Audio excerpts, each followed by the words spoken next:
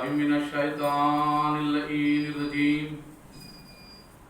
بسم الله الرحمن الرحيم الحمد لله رب العالمين الصلاة والسلام على محبوب رب المشرقين والمغربين جد الحسن والحسين أبي القاسم محمد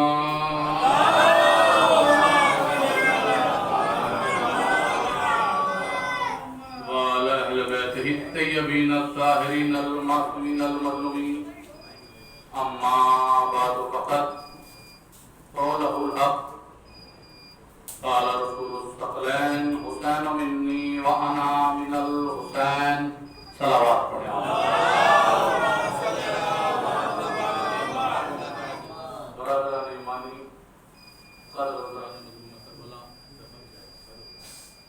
آپ حضرات کے سامنے پہلی مرتبہ حاضری کا شرف حاصل کر رہا ہوں۔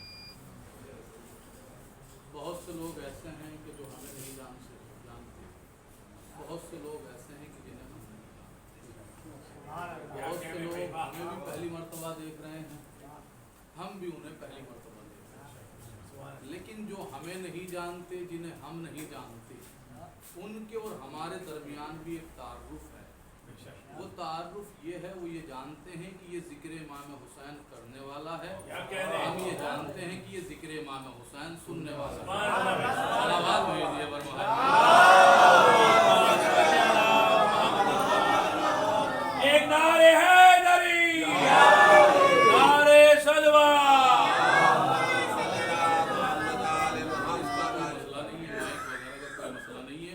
کیونکہ یہ ذکر کسی بھی زمانے میں کسی چیز کا محتاج نہیں رہا۔ بے شک بے شک ذکر اس وقت بھی ہوتا تھا جب نہ یہ تھے نہ یہ تھے نہ یہ تھا۔ کیا کہنے یہ ذکر کسی بھی چیز کا محتاج نہیں۔ بس آپ حضرات مجھے اتنا متوجہ رہیں گے انشاءاللہ۔ بہت دیر تک کہ آپ حضرات کے سامنے گفتگو نہیں کرنی ہے، بہت چند میں نے، کیونکہ علم کلام کے جو علماء ہیں وہ فرماتے ہیں کہ کامیاب وہ نہیں ہے بولنے والا جو 3 منٹ کی بات کو 3 گھنٹے میں کرے، بلکہ کامیاب وہ ہے جو 3 گھنٹے کی بات کو 3 منٹ میں کرے۔ تو انشاءاللہ آپ حضرات میرے ساتھ میں رہیں گے۔ جلدی جلدی بس آپ تک کے گفتگو کرنی ہے۔ گفتگو کا عنوان ہے نانا اور نواسا، کیونکہ زمانہ چاہتا ہے کہ آج اسی موضوع کے اوپر گفتگو کی جائے۔ کرنٹ افیئر یہی ہے کہ نانا اور نواسے کے حوالے سے گفتگو کی جائے۔ جی، نہ کائنات میں کوئی ایسا نانا ہے، نہ کائنات میں کوئی ایسا نواسا ہے۔ اسی لیے عنوان گفتگو ہے نانا اور نواسا۔ جو میں نے آپ حضرات کے سامنے حدیث بیان کی ہے، یہ حدیث خالی شیعوں کے یہاں پر نہیں بلکہ اہل سنت کے یہاں پر بھی یہ حدیث سکہ راج الوقت کی طریقے سے رائج ہے۔ یعنی بچے بچے کو یاد ہے حسین منی وانا من الحسین، حسین مجھ سے ہے اور میں حسین سے ہوں۔ یہ حدیث بچے بچے کو ہمارے یاد ہے، بچے بچے کو اہل سنت کے یہاں پر بھی یہ حدیث یاد ہے، حسین منی وانا من الحسین۔ دیکھیے حدیث ہم پڑھ کر چلے جاتے ہیں، آپ بھی سنتے رہتے ہیں، مسلسل سنتے ہوئے چلا رہے ہیں۔ حدیث ہے، بس خالی حدیث کیا؟ حسین منی وانا من الحسین، حسین مجھ سے ہے اور میں حسین سے ہوں۔ دیکھیے اس حدیث کے اندر ہیں 2 ٹکڑے۔ پہلا ٹکڑا حسین منی، حسین مجھ سے ہے۔ دوسرا ٹکڑا وانا من الحسین، میں حسین سے ہوں۔ یعنی 2 ٹکڑے ہوئے۔ ایک ٹکڑا رسول کہہ رہے ہیں حسین مجھ سے ہے، دوسرا ٹکڑا رسول کہہ رہے ہیں میں حسین سے ہوں۔ 2 ٹکڑے ہیں اس میں۔ دیکھیے ہم نے سماج کے اندر، ہم نے اس معاشرے کے اندر، ہم نے اس کائنات کے اندر یہی دیکھا ہے کہ پوری کائنات کے اندر یہی ہوتا ہے کہ ہر کوئی پوتا اپنے دادا سے ہوا کرتا ہے، بیٹا اپنے باپ سے ہوتا ہے، نواسا اپنے نانا سے ہوتا ہے۔ تو لہذا اس حدیث کا پہلا ٹکڑا سمجھ میں آتا ہے، رسول کہہ رہے ہیں حسین مجھ سے ہیں، لیکن دوسرا ٹکڑا کیا ہے؟ میں حسین سے۔ ماشاءاللہ بہت اچھا آپ حضرات سنیں، پوری طرح سے آپ حضرات آمادہ ہیں۔ یہ الگ بات ہے کہ آپ حضرات مجھے پہلی مرتبہ سن رہے ہیں، لیکن میرا گفتگو کرنے کا انداز یہ ہے کہ آدھی مجلس میں خود پڑھتا ہوں، آدھی مجلس مجمع سے پڑھواتا ہوں۔ بس آپ میرے ساتھ میں بولتے رہیں گے انشاءاللہ بات ایک منزل تک کے پہنچ جائے گی۔ پہلا جز کیا ہے؟ حسین مجھ سے ہے، یعنی کائنات کے اندر کائنات کا نظام یہی ہے، سماج کا دستور یہی ہے کہ ہر کوئی نواسا اپنے نانا سے ہوتا ہے، ہر کوئی پوتا اپنے دادا سے ہوتا ہے، ہر کوئی بیٹا اپنے باپ سے ہوتا ہے۔ یہ پہلا ٹکڑا سمجھ میں آ گیا۔ دوسرا ٹکڑا کیا؟ دوسرا ٹکڑا ہے میں حسین سے ہوں۔ پہلا ٹکڑا حسین مجھ سے ہے، دوسرا ٹکڑا میں حسین سے ہوں۔ لیکن سماج میں ہم نے کہیں نہیں دیکھا کہ کوئی نانا کہے کہ میں اپنے نواسے کی وجہ سے ہوں، کوئی دادا کہتا ہوا نظر آئے کہ میں اپنے پوتے کی وجہ سے ہوں، کوئی باپ کہے کہ میں اپنے بیٹے کی وجہ سے ہوں۔ کیونکہ دیکھیے کہ جو پہلے آتا ہے اسی سے سب بعد میں ہوتے ہیں۔ میں کیا عرض کر رہا ہوں حضرات کے سامنے، قسم خدا کی اگر ہمارے سامنے واقعہ کربلا نہ ہوتا تو کبھی بھی اس حدیث کا دوسرا ٹکڑا ہماری سمجھ میں نہ آتا، اس حدیث کا کبھی بھی دوسرا ٹکڑا ہماری سمجھ میں نہ آتا۔ میں اپنے چھوٹے بھائیوں کے لیے ایک مثال پیش کرتا ہوں، اس کو اپنی بات کو واضح کرنے کے لیے۔ دیکھیے ایک صاحب کے جن کا ایکسیڈنٹ ہو گیا، جیسے ان کا ایکسیڈنٹ ہوا ان کو ہاسپٹل میں ایڈمٹ کر دیا گیا۔ ڈاکٹر نے کہا کہ اگر ان کو 1 گھنٹے کے اندر بلڈ نہیں ملا، خون نہیں ملا تو ان کی جان چلی جائے گی۔ فوراً ان کا نواسا پہنچا، نواسے نے پہنچنے کے بعد ان کو خون دیا، بلڈ دیا۔ سلوات بھیجنا آگے۔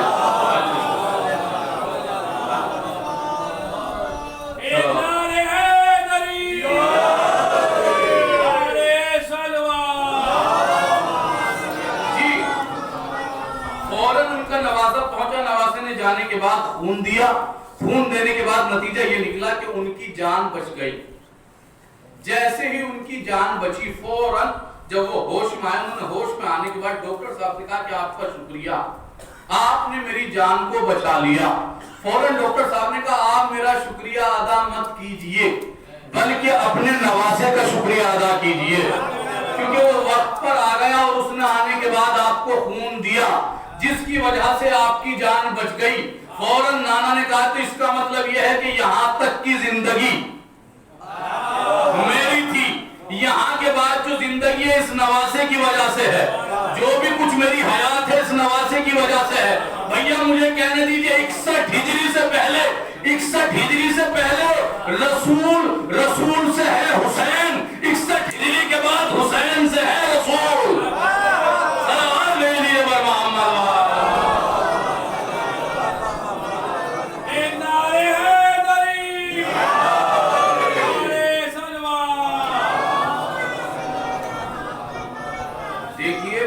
کائنات آج کل بس خالی ایک چیز کے اندر لڑی ہوئی ہے کہ کسی طریقے سے ہمیں عہدہ مل جائے، منصب مل جائے، کرسی مل جائے، کسی بھی طریقے سے ہمیں منصب مل جائے۔ قسم خدا کی آیت اللہ ہاشم بہرانی اپنی کتاب غایت المرام میں ارشاد فرماتے ہیں، وہ کہتے ہیں کائنات کے سب سے بڑے منصبدار کو عزادار کہتے ہیں۔ دیکھیے بات بہت بڑے آدمی کی تھی، کہنے والا کیونکہ چھوٹا آدمی تھا اس لیے آپ نے آہستہ سے سن لی۔ جی آیت اللہ ہاشم بہرانی فرماتے ہیں، وہ کہتے ہیں کہ کائنات کے سب سے بڑے منصبدار کو عزادار کہتے ہیں۔ کسی نے کہا قبلہ دلیل کیا ہے؟ انہوں نے کہا سنو یہ زمین پہ فرش بچھا کر آسمان والوں کو بلا لیتے ہیں۔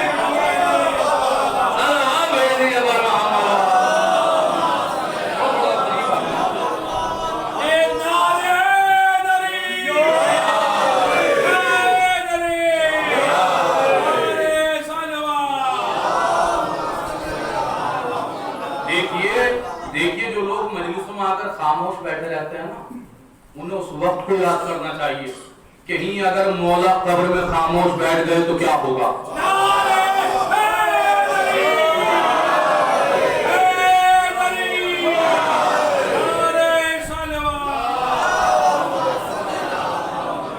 کہیں اگر علی قبر میں خاموش ہو گئے تو کیا ہوگا؟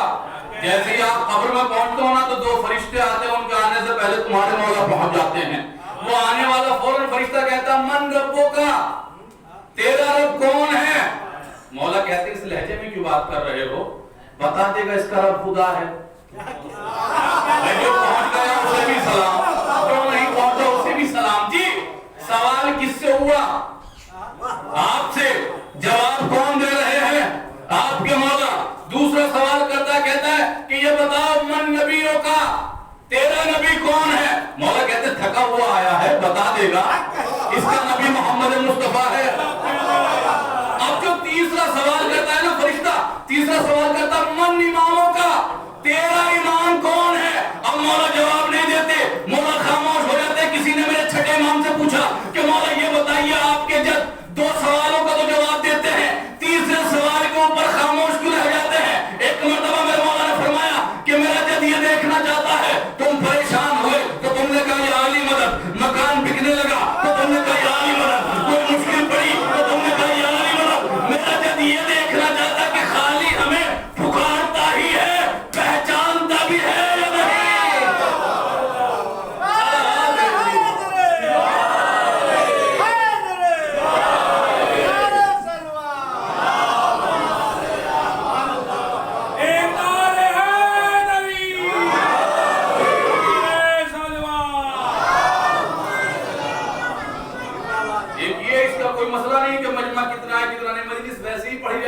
پڑھتا ہوں جی، جس طریقے سے پڑھتا ہوں اسی انداز سے مجلس پڑھی جائے گی، اس کا کبھی کوئی مسئلہ نہیں۔ اور ہمارے یہاں پر کبھی بھی تعداد کو نہیں دیکھا گیا، کیونکہ جنگ میں کاغذی افراد سے کیا ہوتا ہے، ہمتیں لڑتی ہیں، تعداد سے کیا ہوتا ہے جی۔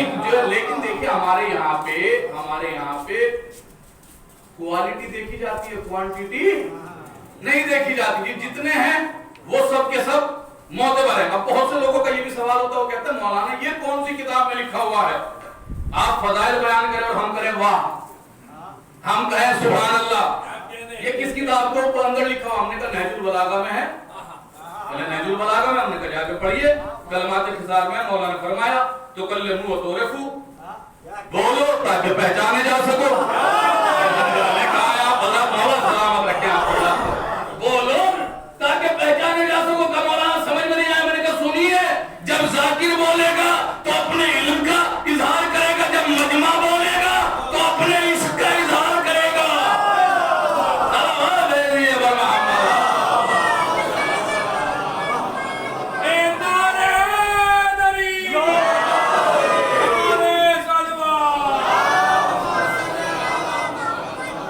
جی گفتگو نانا اور نواسا، نہ کائنات میں کوئی ایسا نانا ہے، نہ کائنات میں کوئی ایسا نواسا ہے۔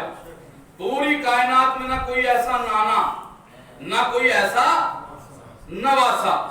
پھر پوری کائنات کے اندر آدم سے لے کے خاتم تک 2 ہی سفر ہیں کہ جن کا جواب نہیں، جو دونوں سفر ایک دوسرے کے جواب ہیں۔ ایک سفر ہے 27 رجب کا سفر، ایک سفر ہے 28 رجب کا سفر۔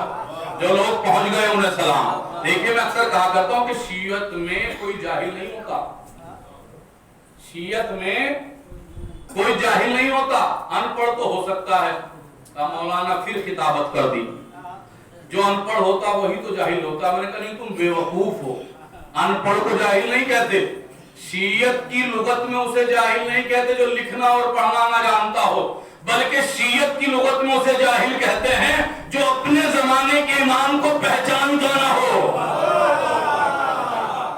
جو اپنے زمانے کے امام کو پہچانتا نہ ہو۔ میں نے کہا ایک سفر 27 رجب کا سفر ہے، ایک سفر 28 رجب کا سفر ہے، دونوں سفر ایک دوسرے کا آئینہ ہے، دونوں سفر کی کوئی مثال نہیں۔ میں نے حدیث پڑھی حسین منی وانا من الحسین، حسین مجھ سے ہے اور میں حسین سے ہوں۔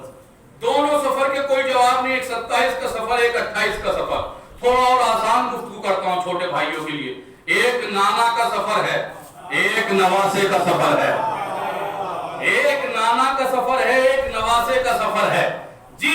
اور تھوڑی آسان گفتگو کرتا ہوں۔ نانا نے فرش سے عرش کا سفر کیا، نواسے نے مدینے سے کربلا کا سفر کیا۔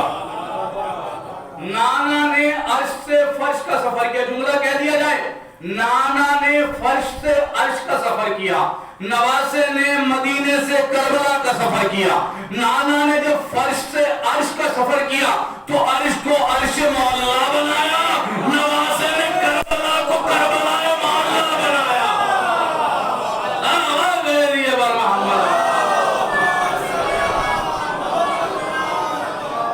ایک نعرہ ہے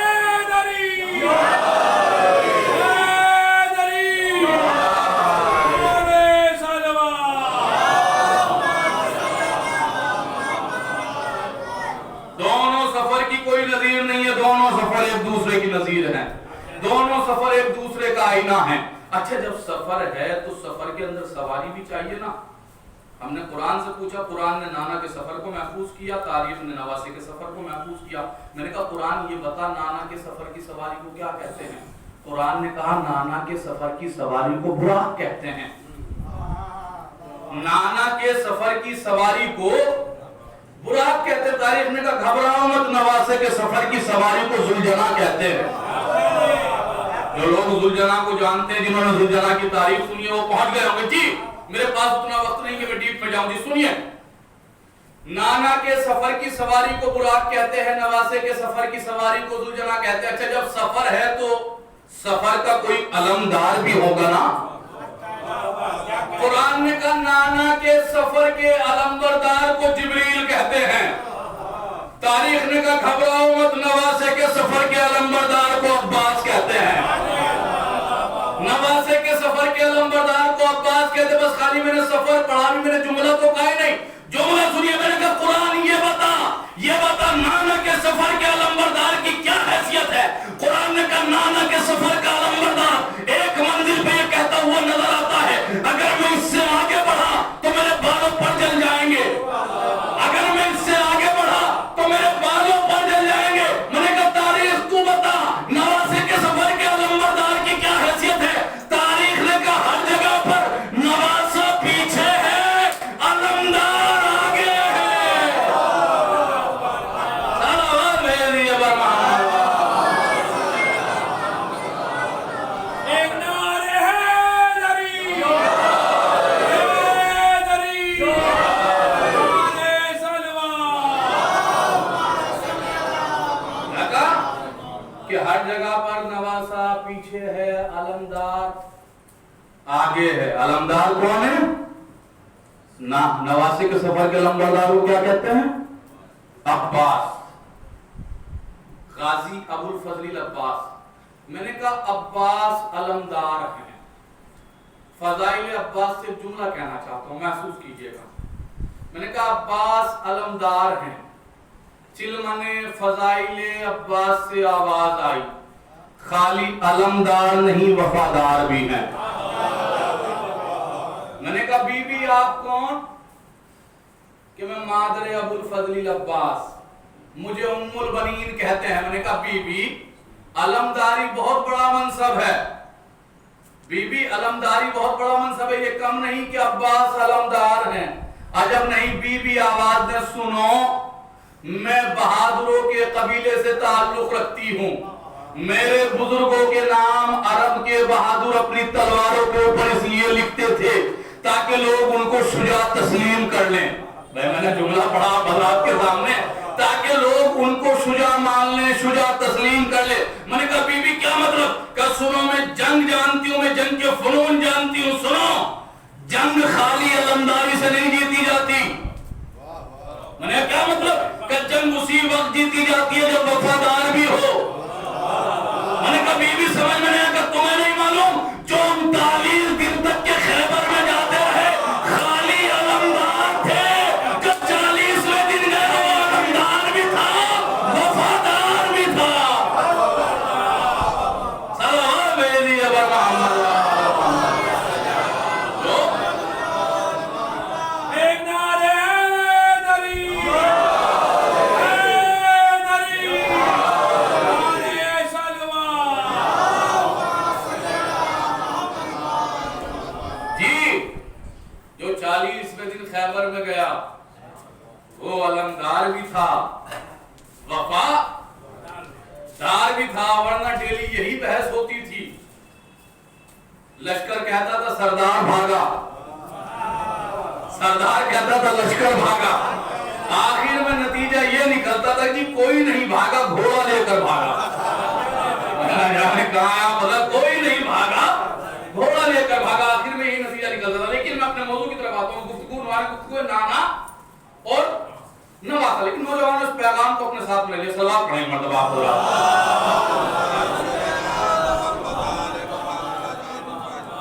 جی. عنوان گفتگو ہے نانا اور نواسا. میں نے کہا نہ نانا کا جواب نہ نواسے کا جواب. دیکھیے مجلس मकसद नहीं है। खामोश रहूं थोड़ी देर हो। मजलिस मकसद नहीं है, मजलिस में मकसद है। जो पहुंच गया उसे भी सलाम, जो नहीं पहुंचा उसे भी सलाम। नोहा मकसद नहीं है, नोहे में मकसद है। मरसिया मकसद नहीं है, मरसिये में मकसद है। सलाम मकसद नहीं है, सलाम में मकसद है। मातम मकसद नहीं है, मातम में मकसद है। आप तो बोल दिया कीजिए ना मेरे साथ में जी, मातम में मकसद है। अच्छा तो फिर चलिए आपसे कुछ देर गुफ्तगू करते हैं। ये बताइए सबसे पहली मजलिस कहाँ हुई?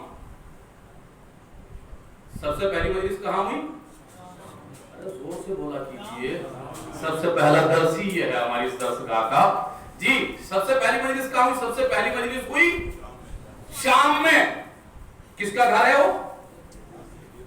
यजीद का। अच्छा ये बताइए सबसे पहली मजलिस छिपकर हुई या खुलकर? ना जाने कहाँ है आप हज़रात, आपकी खामोशी के ऊपर मैं कुर्बान जाऊं जी। पहली मजलिस छिपकर हुई या खुलकर? बताकर की गई या छिपाकर? जी पहले यजीद को बताया गया, यजीद ने इजाजत दी ना भाई, यजीद ने इजाजत दी ना। मजलिस देखे कभी कभी एक जुमले के अंदर पूरी मुकम्मल हो जाया करती है, पूरी मजलिस एक ही जुमले के अंदर कभी कभी मुकम्मल हो जाया करती है। अल्लामा हसन ज़ैदी खतीब आले मोहम्मद पाकिस्तान की सरजमीन पे एक साहब ने कहा कि किबला एक लफ्ज में पूरा खैबर सुना दीजिए, एक जुमले में पूरा खैबर सुना दीजिए। उन्होंने सुना भी दिया, मैंने सुन भी लिया। अब मैं पढ़ दूं? उन्होंने क्या कहा? जैसे उनसे लोगों ने कहा ना किबला एक लफ्ज में पूरा खैबर, एक जुमले में पूरा खैबर सुनाइए, उन्होंने अपनी रेश मुबारक पर हाथ फेरने के बाद कहा कि बूढ़ों का क्या ताल्लुक खैबर से? जी उन्होंने क्या कहा? बूढ़ों का क्या? मैंने कहा एक लफ्ज के अंदर कभी कभी पूरी मजलिस। पहली मजलिस कहाँ हुई? शाम में। पहले यजीद ने इजाजत दी, फिर मजलिस की गई। अच्छा यजीद है कौन? कातिल इमाम हुसैन। यजीद फासिक, फाजिर, अहले बैत का सबसे बड़ा दुश्मन मजलिस की इजाजत दे रहा है। मैं ना जाने कहां है आप अल्लाह। अहले बैत का सबसे बड़ा दुश्मन मजलिस की इजाजत दे रहा है। अमा ये आज का इंसान तो यजीद से भी आगे निकल गया।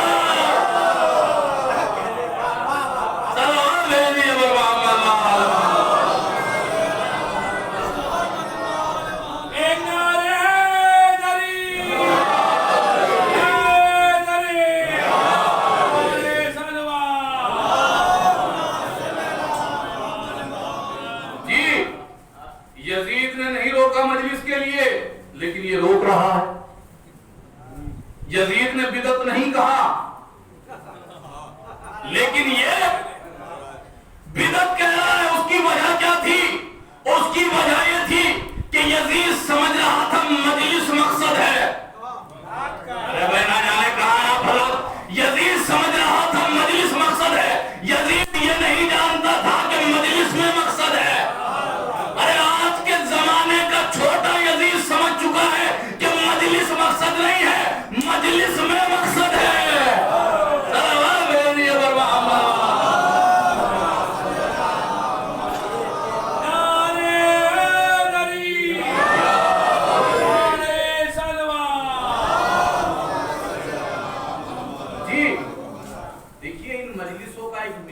ये है शुरू से कि ये कातिल के चेहरे से नकाब खींच लिया करती है। मैंने जुमला कहा हज़रात के सामने, ये कातिल के चेहरे से नकाब खींच लिया करती हैं, चाहे तारीख कितने भी गिलाफ उन्हें पहना दे, लेकिन ये मजलिस उनके चेहरे से नकाब खींच लिया करती है। इसीलिए लोग मजलिस के खिलाफ हैं, तुम्हारे खिलाफ नहीं है। मैं क्या अर्ज कर रहा हूं हज़रात के सामने? लोग तुम्हारे खिलाफ नहीं है, मजलिस के खिलाफ हैं। इसीलिए तुम्हें कत्ल किया जा रहा है क्योंकि तुम मजलिस करते हो। आप कहेंगे कि क्या मतलब? मैंने एक जुमला कहा ना कि मजलिस मकसद नहीं है, मजलिस में मकसद है। कत्ले मौलाए कायनात शहर में हुआ, اکثریت قاتلوں کے نام سے بے خبر. قتل امام حسین، قتل امام حسن شہر میں ہوا، اکثریت قاتلوں کے نام سے بے خبر. قتل جناب زہرا شہر میں ہوا، اکثریت قاتلوں کے نام سے بے خبر. لیکن قتل امام حسین جنگل میں ہوا. کسی سے بھی آپ پوچھ لیجئے کہ حسین کے قاتل کا کیا نام ہے، قاضی اس کا نام نہیں بتاتے کہ جس کے ہاتھ میں چھری ہے، بلکہ اس کا بھی نام بتاتے ہیں کہ جو اس کے پیچھے چھپا ہوا قاتل ہے. یہ کس لیے؟ کیونکہ ان مجلسوں کی ہی دین ہے، یہ ان مجلسوں کا ہی مزاج ہے. کیونکہ یہ سب سے پہلی مجلس کہاں ہوئی؟ شام کے دربار میں. اچھا مجلس اکیلے میں کی گئی ہے، مجمع کو بلا کر کی گئی؟ بولا کیجئے، بلا کر کی گئی نا جی. دور بہت فاسٹ چل رہا ہے. وہ زمانہ گیا کہ جب خالی ذاکر بولتا تھا، مجمع بھی بولے گا، مجمع بھی بتائے گا تاکہ بات دور تک کے پہنچے. جی سب سے پہلی مجلس کہاں ہوئی؟ شام میں. جب مجلس کی گئی پہلے مجمع کو بلایا گیا، پھر مجلس کی گئی. پوری کائنات میں تمہارے سے اچھی آج کسی کی تصویر نہیں. پوری کائنات میں آج حسینیوں سے اچھی کسی کی تصویر نہیں، کیونکہ تمہیں امام حسین کے 40 نے اتنا معتبر کر دیا کہ آج پوری کائنات میں کوئی تمہارے سامنے کچھ نہیں ہے. پوری کائنات دیکھ رہی ہے اور زمانہ سمجھ چکا ہے کہ لوٹنے والی قوم اور ہے، لٹانے والی قوم اور ہے. زمانہ سمجھ چکا ہے تمہارے بہن میں دیکھنے کے بعد. لوگ کہتے ہیں کائنات کی سب سے ذہین قوم کو شیعہ کہتے ہیں. اچھا جی آپ یہ بتائیے، سوال یہ ہے کہ مجلس کے لیے کیا کوئی شرط ہے کہ جب 50 آدمی ہوں گے تبھی مجلس ہوگی؟ ارے بھائی اس کے لیے تو اتنی بھی شرط نہیں جتنی جماعت کے لیے ہوتی ہے. میں کیا عرض کر رہا ہوں حضرات کے سامنے، بھائی اتنی جماعت کے لیے شرط ہے اتنی شرط بھی مجلس کے لیے نہیں. خالی ایک آدمی ہو وہی پڑھے، وہی گریا کر لے، امام حسین کی مظلومی کا تصور کر لے، مجلس ہو جائے گی یا نہیں؟ ہو جائے گی. جی میں نے کہا کائنات کی سب سے ذہین قوم کو حسینی کہتے ہیں. تو پھر بھیا جو کام ایک آدمی کر سکتا ہے اس میں تم 500 لوگوں کو کیوں لگا رہے ہو؟ ارے بھائی نہ جانے کہاں ہے آپ حضرات. دیکھیے مجلس مکمل ہو گئی. جی میں نے کہا کہ جو کام ایک آدمی کر سکتا ہے مجلس کا، اس میں آپ 500 آدمیوں کو کیوں بلا رہے ہو؟ پورے سال الاؤنس کرتے ہو کہ ہمارے یہاں پہ 25 محرم میں مجلس ہے، آپ کو آنا ہے.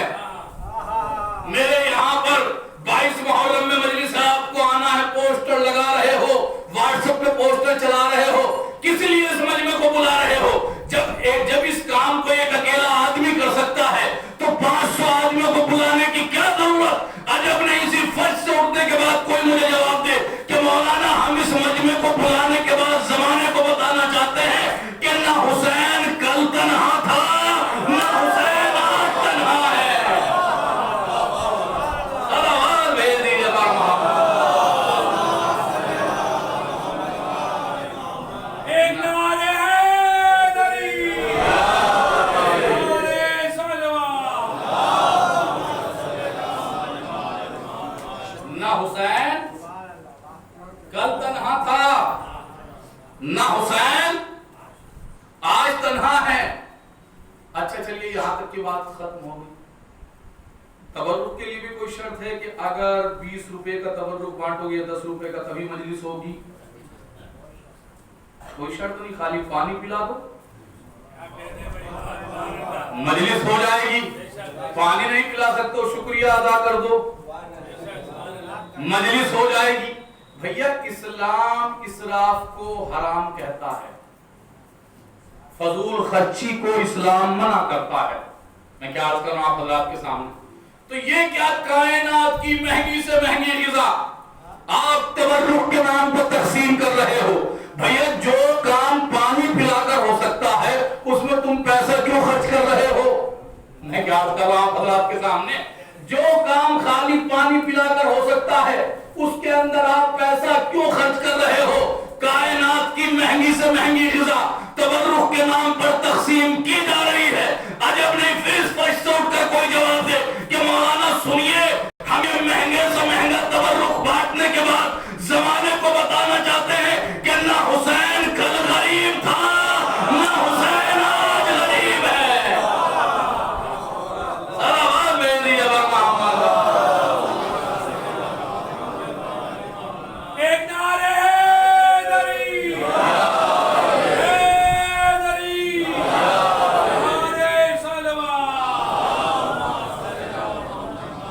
حسین کل غریب تھا، نہ حسین آج غریب ہے۔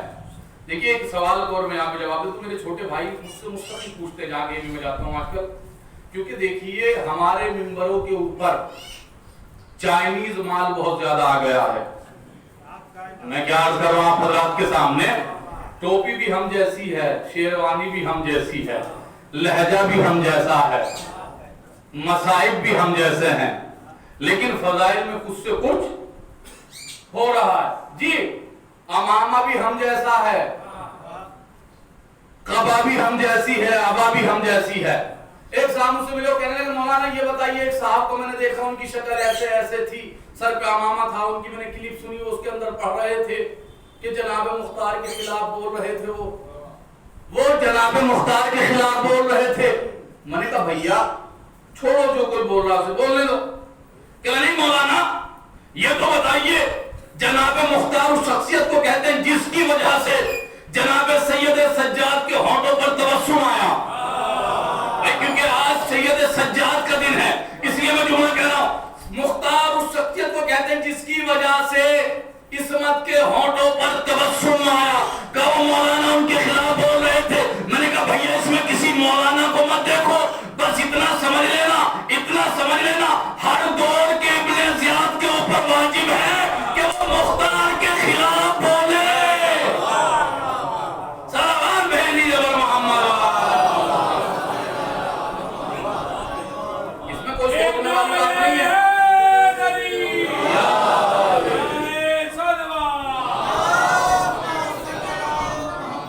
ہر دور کے ابن زیاد کے اوپر واجب ہے کہ وہ مختار کے خلاف بولے، چاہے کوئی کل بولے، آج بولے، پرسوں بولے، کسی بھی زمانے میں بولے۔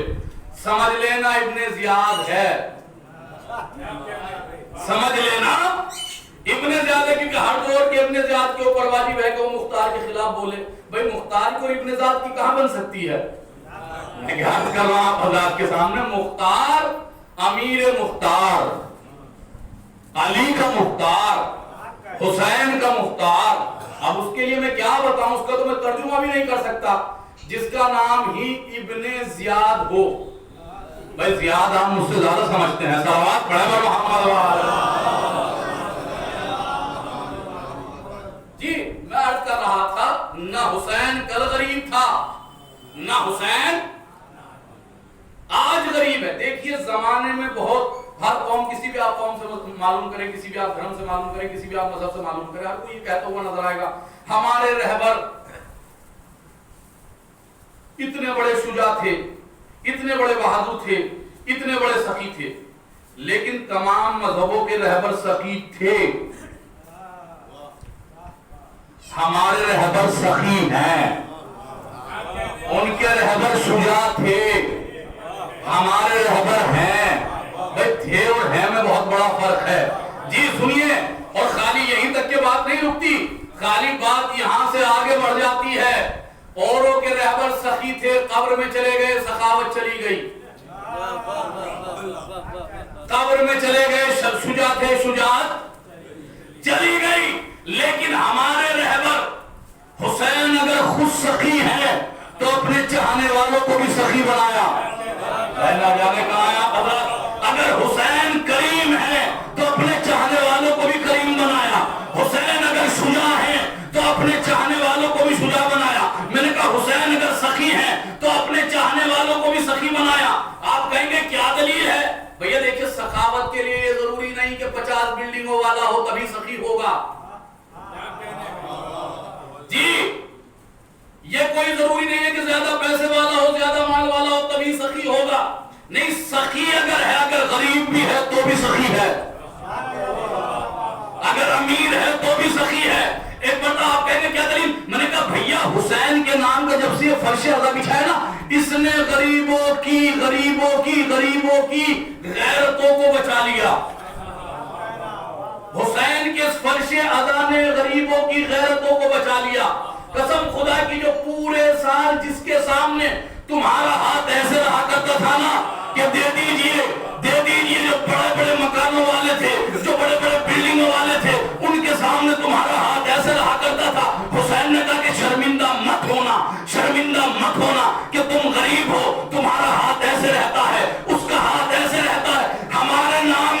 فرش عذاب بچھا کر دیکھنا، اس کا ہاتھ ایسے ہوگا، تمہارا ہاتھ ایسے ہوگا. صلوات بھیج دیجیے بار محمد. ایک نعرے حیدری، حیدری، نعرے صلوات. جی نام حسین پر میں نے کہا مہنگی سے مہنگی غذائیں تقسیم کی جا رہی ہیں تبرک کے نام پر. کائنات کی قومیں اتنا کماتی نہیں جتنا شیعت 2 مہینے 8 دن میں نام حسین پر لٹا دیتی ہے. جتنا لٹا دیتی ہے. لوگ پریشان ہیں، پوری کائنات پریشان ہے کہ اتنی دولت آتی کہاں سے ہے، اتنی دولت آتی کہاں سے ہے. حقیقت بھی یہی ہے. اگر ہمارے پاس ہماری دولت ہو تو 1 مہینے میں ختم ہو جائے.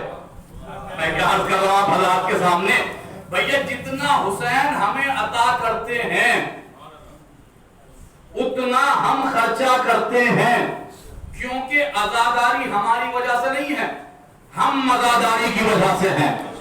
فرش عزا ہماری وجہ سے نہیں ہے، ہم فرش عزا کی وجہ سے ہیں، ہم فرش عزا کی وجہ سے ہیں. آپ کہیں گے کیا دلیل ہے؟ میں نے کہا جتنا حسین ہمیں عطا کرتے ہیں. ابھی کچھ برسوں پہلے تھی نوٹ بندی، آپ کے ملک کے اندر اسی نوٹ بندی کے درمیان تھی یہ عزاداری، اسی کے درمیان تھی یہ عزاداری. پورے ملک کے معاملات اتنے ٹھہر گئے، اتنے رک گئے کہ اگر کہیں کوئی بارات جا رہی تھی تو بس خالی دولہے کا باپ اور دولہا روڈ ویز سے گئے. میں کیا عرض کر رہا ہوں حضرات کے سامنے، اگر کہیں کوئی بارات پہنچ گئی تو خالی چائے پلا کر واپس کر دی گئی. بھئی سب کچھ سوشل نیٹ ورکنگ پہ دکھایا گیا، نیوز چینلوں نے سب کچھ دکھایا کہ سب کے معاملات رک گئے، لیکن اسی کے درمیان تھی عزاداری. ذرا مجھے انصاف سے بتائیں، جس کے گھر میں 5 مجلسیں ہوتی تھی 5 مجلسیں ہوئی یا نہیں؟ جس مجلس میں بطور تبرک کھانا ہوتا تھا کھانے کا اہتمام ہوا یا نہیں؟ جس شبیداری میں 12 انجمنیں بلائی جاتی تھی بلائی گئی یا نہیں؟ جس مجلس میں باہر سے ذاکرین کو بلایا جاتا تھا بلایا گیا یا نہیں؟ کہا جی سب کو بلایا گیا، سب کچھ ہوا جیسے ہمیشہ ہوتا تھا ویسے ہی اب ہوا. تو میں نے کہا بھیا میں اسی لیے تو اکثر کہا کرتا ہوں زمانے کو سمجھ لینا چاہیے، ٹھیکیداری اور ہے، عزاداری اور ہے. صلوات بھیج لیجیے محمد. ایک نعرے حیدری، حیدری، نعرے صلوات. جی اگر کوئی مجھ سے پوچھتا ہے کہ مولانا یہ بتائیے کوئی دعا بتا دیجئے کہ رزق میں وسعت ہو جائے، کاروبار اچھا ہو جائے، اس کے لیے کوئی دعا بتا دیجئے، کیونکہ آج کل بتائی جا رہی ہے قومی پر، تو خیر بتانی بھی چاہیے. جب لوگ پڑھیں گے نہیں کتابوں تو ممبر سے بتایا جائے گا. مجھ سے اگر کوئی پوچھتا ہے نا میں کوئی دعا بتاتا ہوں میں کچھ، بس خالی ہمارے پاس تو ایک فارمولا ہے تو اسی کو عمل کرتا ہوں، اسی کا سب سے بتاتا ہوں اور سب لوگ بتائیں گے وہی حل بھی ہے. اگر امیر بننا چاہتے ہو تو حسین کے اوپر خرچہ کرنا شروع کر دو، حسین کی عزاداری کے اوپر خرچہ کرنا شروع کر دو. کیونکہ زمانے میں نہ جانے تم نے کتنے لوگوں کو دیکھا ہوگا کہ جیسے انہوں نے عزاداری شروع کی حالات بہتر ہوتے چلے گئے، حالات بہتر ہوتے چلے گئے، حالات بہتر ہوتے چلے گئے کہ حالات بہتر ہوتے چلے گئے. جس نے بھی عزاداری کی عزاداری لوگ کرتے چلے گئے تو اسی کے حوالے سے لوگوں کے حالات بہتر ہوتے ہوئے چلے گئے. اگر چاہتے ہو کہ سب سے بڑے امیر بنے تو امام حسین کے اوپر مجلس کرتے وقت خرچے کو مت سوچنا کہ کیا خرچ ہو رہا ہے کیا نہیں. اور قسم خدا کی اس غم کا سب سے بڑا معجزہ یہ ہے کہ اگر کسی کا ایک نوٹ بھی زمین پہ گر جائے اور اس کو نہ ملے تو وہ 4 دن تک کے پچھتاتا ہے. میں کیا کر رہا ہوں آپ حضرات کے سامنے، لیکن اس غم پہ جتنا خرچ کرو اتنا ہی سکون ملتا ہے. جتنا بھی اس غم کے اوپر آپ خرچہ کرو اتنا ہی آپ کو سکون ملتا چلا جاتا ہے. کس لیے؟ کیونکہ حسین بادشاہ کسی کا ادھار نہیں رکھتے، حسین بادشاہ کبھی بھی کسی کا قرضہ نہیں رکھتے، کیونکہ حسین دیکھتے ہیں حسین یہ نہیں دیکھتے کہ دولت والا ہے یا نہیں، تخت والا ہے یا نہیں، تاج والا ہے یا نہیں، بس آقا یہ دیکھتے ہیں کہ ہمیں چاہتا کس طریقے سے، چاہنے کا کیا معیار ہے، ماننے کا کیا معیار ہے۔ میں نے کہا نا حسین کل بھی امیر تھا، حسین آج بھی امیر ہے۔ امیری کا یہ عالم ہے حسین کی کہ امیری کا یہ عالم ہے، اتنا بڑا امیر ہے، اتنا بڑا سخی ہے میرا آقا کہ آج پوری کائنات حسین کے روزے سے کفن مانگ رہی ہے، پوری کائنات کو آج حسین کفن تقسیم کرتے ہیں، لیکن غریب اتنے بڑے ہیں کہ خود کو کفن میسر نہیں ہوگا۔ عزیزو آج 25 محرم ہے، آج مصائب پڑھنے کی ضرورت نہیں ہے، ابھی تابوت آپ کے سامنے برآمد ہوگا اور وہ سجا ہوا رکھا ہے، آج مصائب پڑھنے کی ضرورت نہیں ہے۔ آج 72 لاشوں کا اکلوتا عزادار آج تابوت میں سو رہا ہے، کائنات کا سب سے بڑا ماتمدار، کائنات کا سب سے بڑا عزادار جو خون کے آنسو رویا کرتا تھا اپنے بابا کو، وہ آج دنیا سے چلا گیا۔ عزیزو سوچنے کا مقام ہے، ذرا احساس کیجئے، شاید ہے کہ باقر کے رونے کی آواز آ رہی ہو، مدینے سے امام محمد باقر کے رونے کی آواز آ رہی ہے، جو تڑپ تڑپ کر رو رہے ہوں گے۔ روتے ہوئے نہ شرم کیا کیجئے، کیونکہ امام سید سجاد یہی کہا کرتے تھے کہ روتے ہوئے شرم مت کیا کرو، یہ مت دیکھو کیسا چہرہ بن رہا ہے، کیسا چہرہ نہیں بن رہا۔ جنازے میں ہزاروں کا مجمع ہوتا ہے، لیکن روتے ایک دو ہی ہیں، جو روتے ہیں انہیں روتے ہوئے کو دیکھنے کے بعد لوگ سوال کرتے ہیں کہ یہ مرنے والے کا کون تھا، یہ مرنے والے کا کون تھا، لگتا ہے کہ یہ قریبی رشتہ دار ہے۔ تو لہذا جب حسین کے اوپر گریہ کیا جائے تو ایسے ہی گریہ کیا جائے جیسے ایک ضعیف ماں اپنے جوان لال کا ماتم کرتی ہے۔ اللہ اکبر، اللہ اکبر۔ مولا کوئی غم نہ دے سوائے غم مظلوم ہے، کربلا کے آپ کی آوازیں بلند ہو گئی۔ آپ کو معلوم ہے سید سجاد مدینے میں کسی شادی میں نہیں جایا کرتے تھے، کہیں شرکت نہیں کیا کرتے تھے۔ ایک شخص آیا، آنے کے بعد کہتا مولا میرے بھائی کی شادی ہے، آپ شادی میں تشریف لائیے۔ امام نے کہا کہ تمہیں معلوم ہے واقعات کربلا کے بعد ہم شادی میں نہیں جاتے ہیں، کسی بھی ہم خوشی میں شریک نہیں ہوتے ہیں۔ اس نے کہا مولا نہیں، آپ کو آنا پڑے گا۔ مولا نے کہا کہ اگر تو چاہتا ہے کہ میں آؤں تو میرے بھائی کے نام سے مجلس رکھ، تو میرے بھائی کے نام سے ایک مجلس کا اہتمام کر، تو ہم تمہارے یہاں پہ مجلس میں آئیں گے۔ عزیزو تاریخ بتاتی ہے کہ اس نے اہتمام کیا جناب علی اکبر کی مجلس کا، اور وہاں پر امام پہنچے۔ امام جیسے ہی پہنچے تو ذاکر تھا کہ ذاکر مصائب بیان کر رہا تھا، ابھی مصائب بیان کر رہا تھا۔ امام نے کہا کہ روشنیوں کو بجھا دیا جائے، روشنیوں کو بجھا دیا جائے۔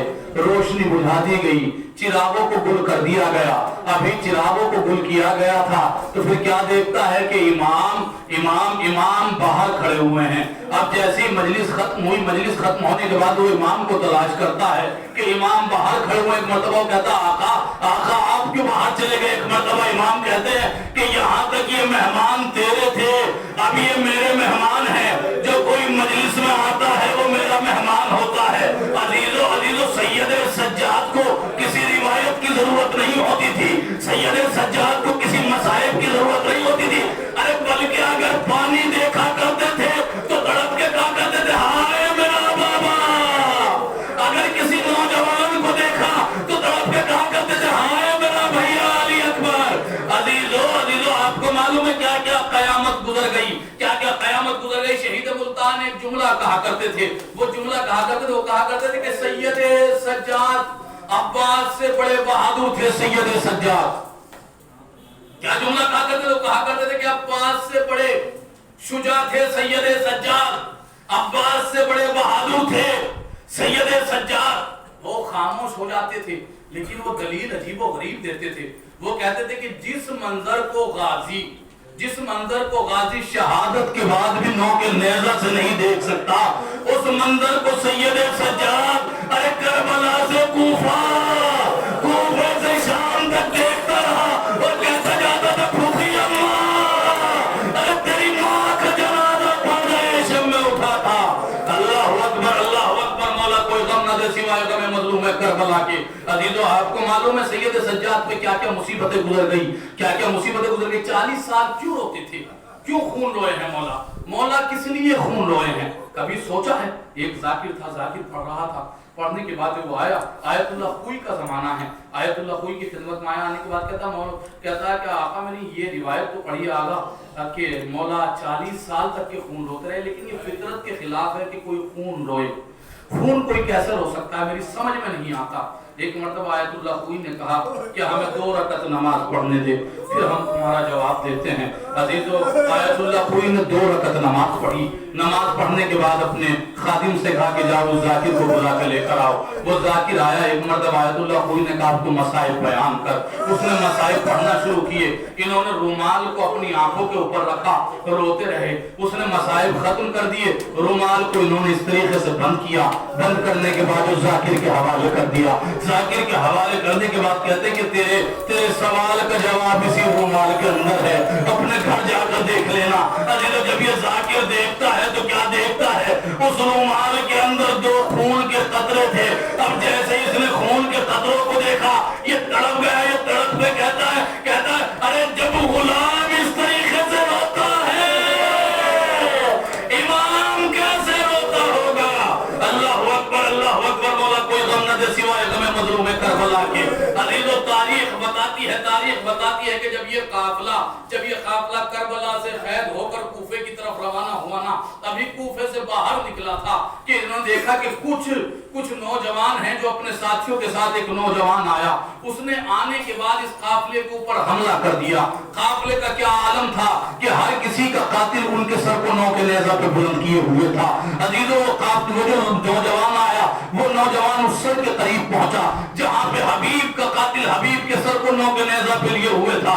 उसने अपने बाप के कातिल के तलवार मारी और तलवार मारने के बाद अपने बाबा के सर को अपनी आगोश में लिया।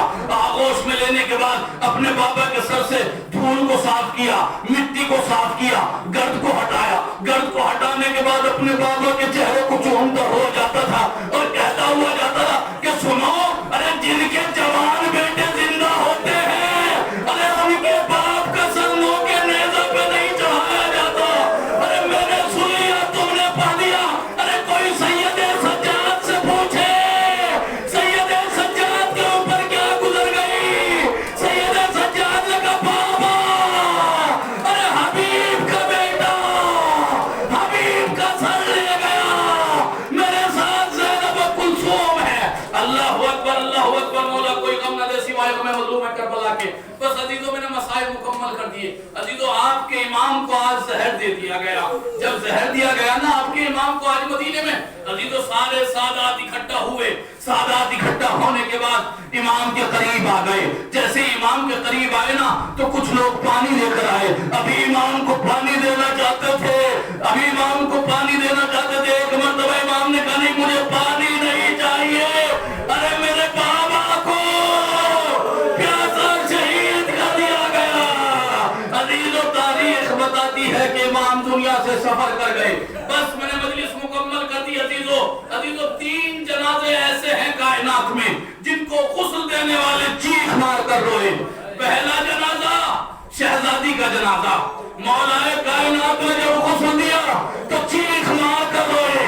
दूसरा जनाजा जनाब सकीना का जनाजा, जनाब ज़ैनब चीख मार कर रोई। अरे तीसरा जनाजा चौथे इमाम का जनाजा, जब इमाम मोहम्मद बाकिर गुस्ल दे रहे थे, जैसे ही करवट दी, अब पुष्ट में क्या देखा? अरे बाकिर चीख मार कर रोए। क्या देखा? अरे पुष्ट पर ताज़ियानों के निशान थे, जंजीरों के निशान थे। کا تابوت اٹھایا گیا، مولا کا تابوت اٹھایا گیا، مولا کے جنازے کو لے کر جنت البقیع میں گئے۔ جنت البقیع میں جانے کے بعد مولا کو امام حسن کے پہلو میں دفن کیا گیا۔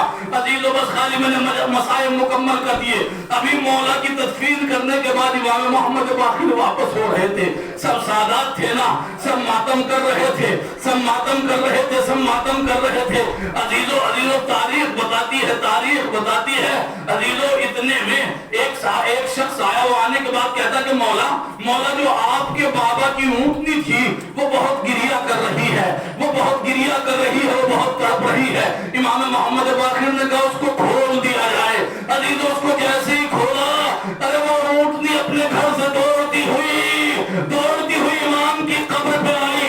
قبر پہ آنے کے بعد اپنے سر کو پٹکتی تھی، اٹھا لیتی تھی، سر کو پٹکتی تھی، اٹھا لیتی تھی، آنکھوں سے آنسو جاری تھے، پھر سر کو پٹکتی تھی، پھر اٹھا لیتی تھی۔ ایک مرتبہ لوگوں نے پوچھا مولا یہ تو حیوان ہے، اس کو اتنی محبت کیسے ہے؟ ارے امام محمد باقر نے فرمایا ارے تمہیں نہیں معلوم، یہ ناخا ارے کربلا میں بھی میرے بابا کی ساتھی تھی، کوفے میں بھی میرے بابا کی ساتھی تھی، زندان شام میں بھی میرے بابا کی ساتھی تھی، اب یہ زندہ نہ رہے گی، یہ میرے بابا کو یاد کرتی ہوئی دنیا سيعلم الذين ظلموا يوم القيامة ينقلبون إنا لله وإنا إليه راجعون رضا بقضائه تسليما لأمره ماتم حسين